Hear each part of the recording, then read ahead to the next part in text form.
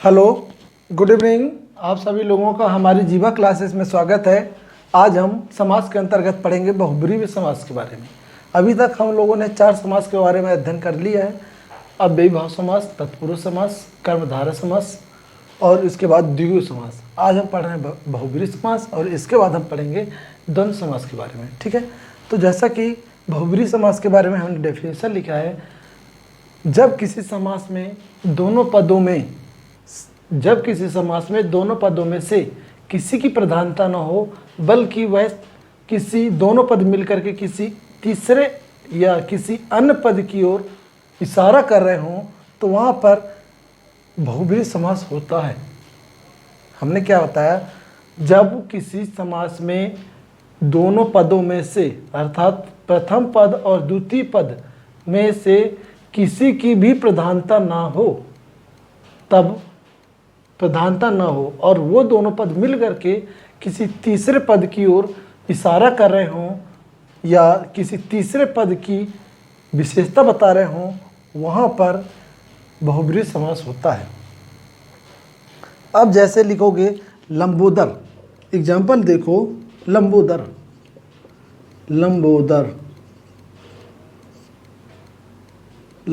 ये दोनों में से किसी की प्रधानता नहीं है यहाँ पर। ठीक है, अब देखो इसका हम अगर विग्रह करके पढ़ेंगे तो हम क्या बोलेंगे, लंबा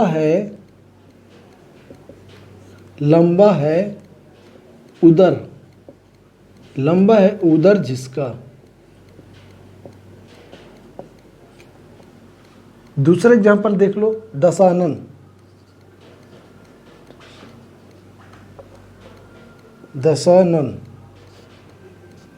दस हैं जिसके, 10 हैं सिर जिसके, 10 हैं सिर या सर जिसके, 10 हैं सर जिसका या जिसके। ठीक है, इसके बाद और नेक्स्ट देख लो, पीताम्बर,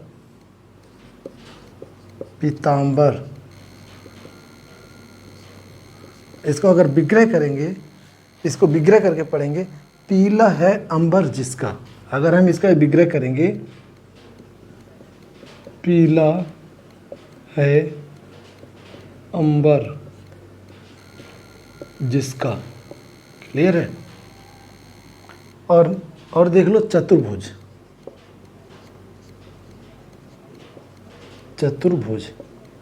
चार हैं भुजाएं जिसकी, 4 हैं भुजाएं जिसकी, 4 हैं भुजाएं जिसकी। प्रधानमंत्री,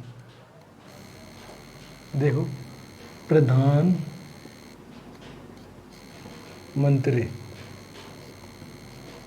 मंत्रियों में प्रधान है जो, इसका क्या हो जाएगा, मंत्रियों में प्रधान है जो, मंत्रियों में प्रधान है जो।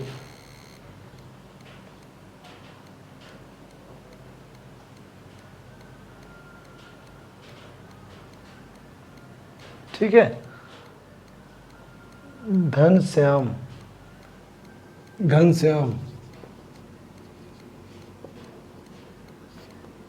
इसका विग्रह क्या हो जाएगा, घन के समान श्याम है जो, घन के समान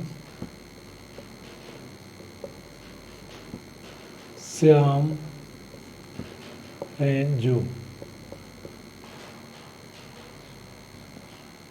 घन के समान श्याम है जो। अब देखो हमने यहाँ पर क्या बताया, जब किसी समास में दोनों पदों की प्रधानता न हो, बल्कि वो दोनों पद किसी तीसरे पद की विशेषता बता रहे हों, तो वहाँ पर कौन सा अलंकार होता है, बहुब्रीहि अलंकार।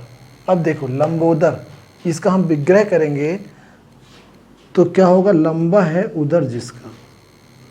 इसका अगर हम विग्रह करेंगे तो हम क्या बताएंगे, लंबा है उदर जिसका। अब जिसका आ गया ना तो समझो किसी तीसरे पद की बात कर रहे हैं। दशानन, 10 हैं सर जिसके। पीतांबर, पीला है अंबर जिसका। चतुर्भुज, 4 हैं भुजाएं जिसकी। प्रधानमंत्री, मंत्रियों में प्रधान है जो। घनश्याम, घन के समान हैं जो।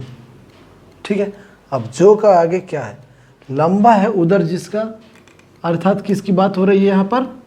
गणेश जी की, गणेश भगवान जी की। ठीक है। दशानन, 10 हैं सर जिसके। किसके हैं? अर्थात रावण। मतलब ये रावण की बात चल रही है यहाँ पे, गणेश की बात चल रही है। अब यहाँ पर क्या है? पीतांबर, पीला है अंबर जिसका, अर्थात विष्णु जी। विष्णु जी पीला वस्त्र धारण करते हैं। क्लियर है? चतुर्भुज, 4 हैं भुजाएं जिसकी। पीतांबर किसका है? हमने विष्णु जी बताया ना, कृष्ण जी। गलत हम बोल दिए थे, वही तो हमको लगा कृष्ण जी। पीतांबर, पीला है अंबर जिसका। ठीक है। और इसके बाद चतुर्भुज, 4 हैं भुजाएं जिसकी। 4 हैं भुजाएं जिसकी अर्थात विष्णु जी। प्रधानमंत्री, मंत्रियों में प्रधान है जो। मंत्रियों में प्रधान है जो, अर्थात प्रधानमंत्री। प्रधानमंत्री, मंत्रियों में प्रधान है जो। कौन होता है मंत्रियों में प्रधान? प्रधानमंत्री है। तो इसको हम क्या बोलते हैं? प्रधानमंत्री। घनश्याम, घन के समान है श्याम। घन के समान श्याम है जो। घन के समान श्याम है जो। कौन है? घन के समान, घन के समान श्याम है जो कृष्ण, कृष्ण जी। और हमने क्या बताया? पीतांबर, प्रधानमंत्री। सब सही है। मतलब ये जो एग्जाम्पल दिए हैं, ये एग्जाम्पल क्या है? दोनों पदों में से कोई भी पद प्रधान नहीं है, बल्कि किसी तीसरे पद की यहाँ पर विशेषता बता रहा है या तीसरे पद की ओर इशारा कर रहा है। तब वहाँ पर क्या होगा? हमारा बहुब्रीहि समास होगा। ठीक है। अब इसके बाद हम दूसरा समास पढ़ते हैं, इसके बाद हम अंतर पढ़ेंगे। नेक्स्ट समास होता है द्वंद्व समास। द्वंद्व समास क्या होता है? हेडिंग में लिखेंगे द्वंद्व समास। द्वंद्व, इसको ऐसे लिखते हैं, द्वंद्व समास। ठीक है। इसकी परिभाषा लिखो, जहां दोनों पद प्रधान हो, जहां दोनों पद प्रधान हो और उनके मध्य में, और उनके मध्य में और शब्द का लोप हो जाए। जहाँ दोनों पद प्रधान हो और उनके मध्य में योजक चिन्ह, उनके मध्य में योजक चिन्ह। योजक चिन्ह कैसे होता है? ऐसे, योजक चिन्ह का प्रयोग हो, वहाँ पर द्वंद्व समास होता है। जैसे एग्जाम्पल में लिखो, माता पिता। माता पिता, इसको हम क्या बोलते हैं? इसको हम कैसे लिखेंगे विग्रह करके? माता और पिता। माता और पिता। गुण दोष, इसको हम कैसे लिखेंगे विग्रह करके? गुण और दोष।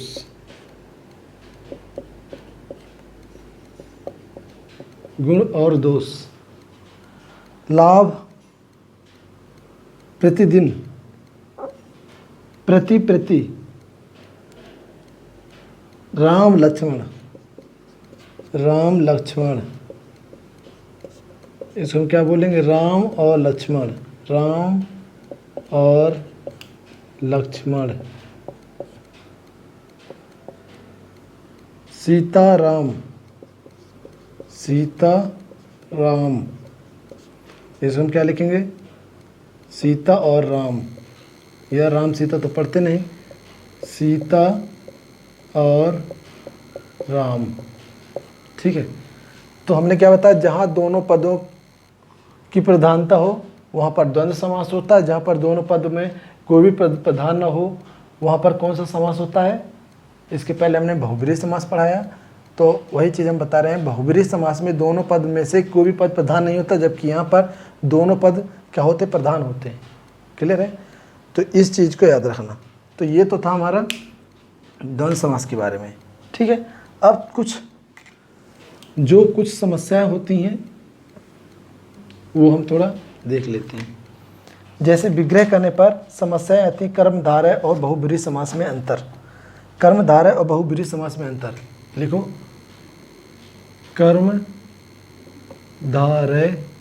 कर्मधारय समास और बहुब्रीहि समास में अंतर।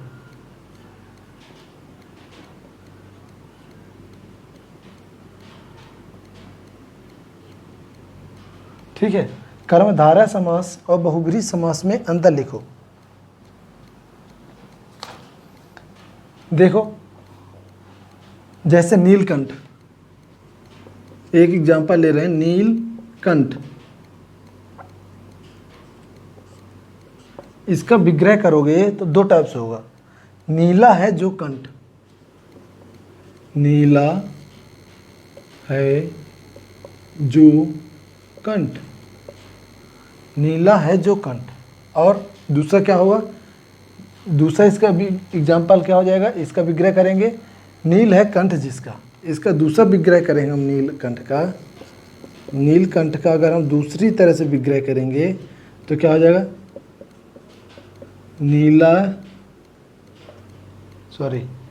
नीला है कंठ जिसका।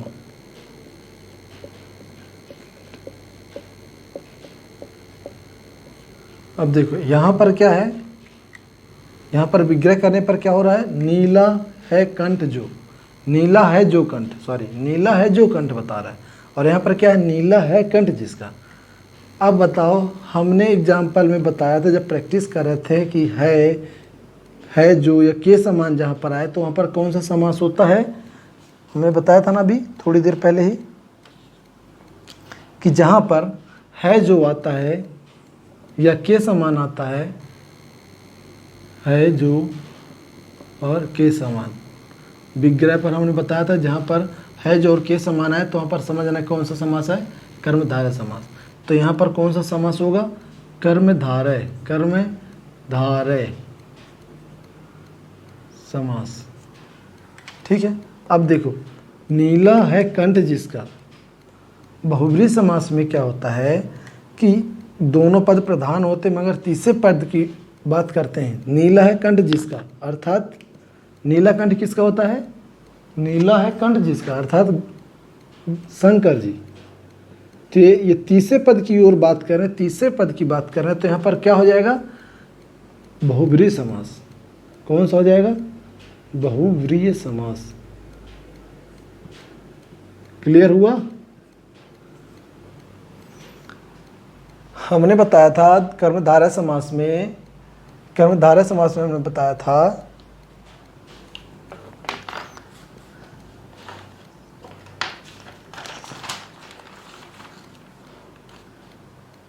कर्मधारय समास में हमने बताया था जिसका पहला पद क्या होता है? प्रधान होता है। और पहला पद, जिस समास में पहला पद विशेषण हो और दूसरा पद संज्ञा सर्वनाम हो, पहला ये बताया था। और दूसरा हमने ये बताया था जिस समास में पहला पद क्या होता है? उपमान होता है और दूसरा पद उपमेय होता है, वहाँ पर कर्मधारय समास होता है। तो उपमेय उपमान हमने बताया था, है ना? उपमेय और उपमान बताया था। और हमने बताया था जहाँ पर पहला पद विशेषण हो और दूसरा पद क्या होता है? संज्ञा सर्वनाम। संज्ञा सर्वनाम मतलब पहला पद विशेषण होता है, मतलब विशेषण का मतलब जो पहले पद जो है विशेषता बताता है। तो यहाँ पर क्या बता रहा है? नील अर्थात नीला है कंठ जो, नीला है कंठ जो। मतलब पहला पद क्या है यहाँ पर विशेषता बता रहा है, तो यहाँ पर कौन सा हो जाएगा, कर्मधारय समास। और नीलकंठ, नीला है कंठ जिसका। अब जहाँ पर जिसका, जिसकी, जिसके, जिसका, जिसके, जिसकी आएगा, मतलब क्या क्या, जिसका, जिसकी, जिसके, सॉरी लास्ट में आएगा जिसका, जिसकी, जिसके और है जो। अब बोलोगे सर यहाँ पर भी है जो, लेकिन है जो इधर है, जो बीच में है। जहाँ पर लास्ट में विग्रह करने पर अगर ये आता है तो वहाँ पर कौन सा समास होगा, बहुब्रीहि समास। तो इसका नीलकंठ में कौन सा एग्जाम्पल, कौन सा समास होगा, बहुब्रीहि समास। ठीक है, और एग्जाम्पल देख लो इसका। दूसरा है लंबोदर, लंबोदर, लंबा है उदर जिसका, लंबा है जो उदर, लंबा है जो उदर। ठीक है, और दूसरा हम क्या करेंगे, लंबोदर को, लंबा है उदर जिसका, लंबा है उदर, लंबा है उदर जिसका,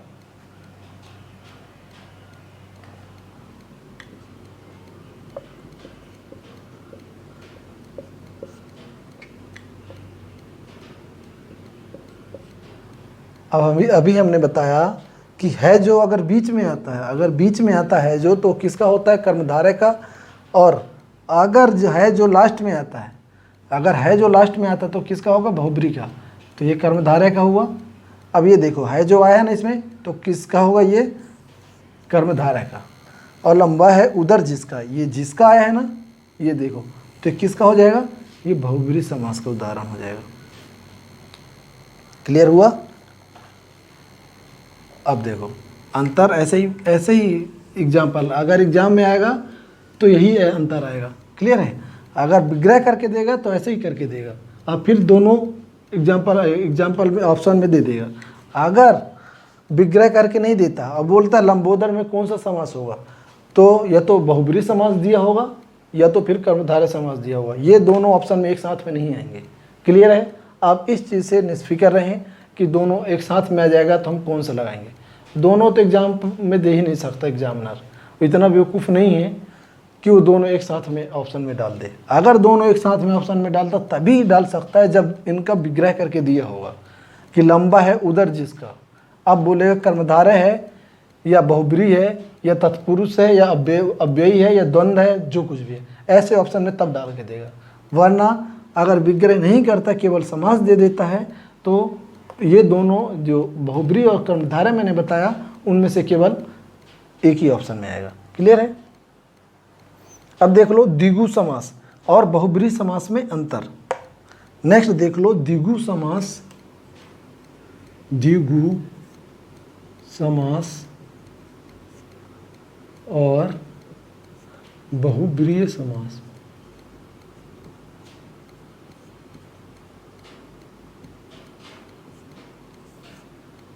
द्विगु समास और बहुब्रीहि समास में अंतर। ठीक है, अब देखो बहुब्रीहि समास और द्विगु समास में अंतर। इसका एग्जाम्पल देख लो, चतुर्भुज।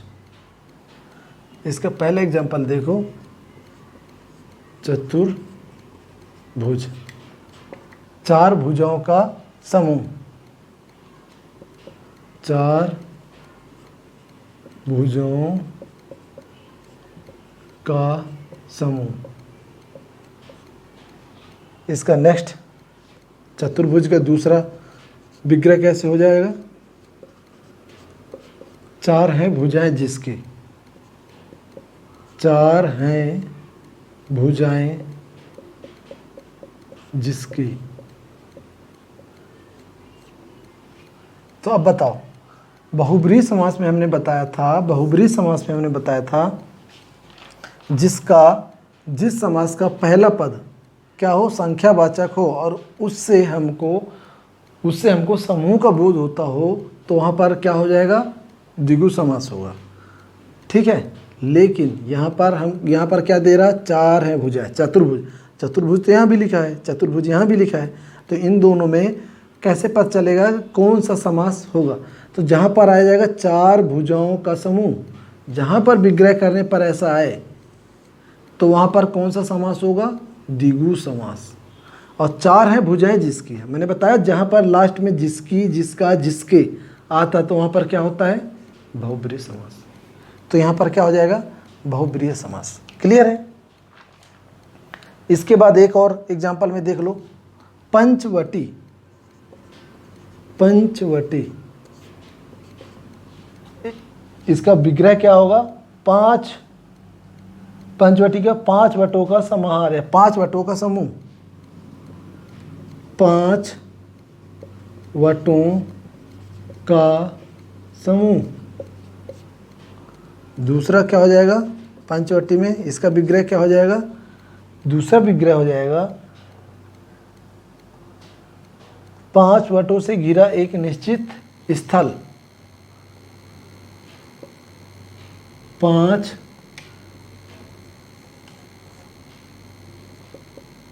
5 वटों से घिरा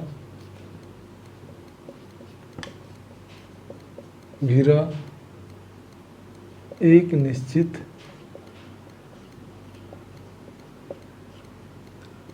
स्थल। अब देखो, ये हमने बहुब्रीहि समास में ये बताया था कि जिसमें विग्रह करने पर लास्ट में जिसका, जिसके, जिसकी या है जो आए तो वहाँ पर क्या होता है, बहुब्रीहि समास।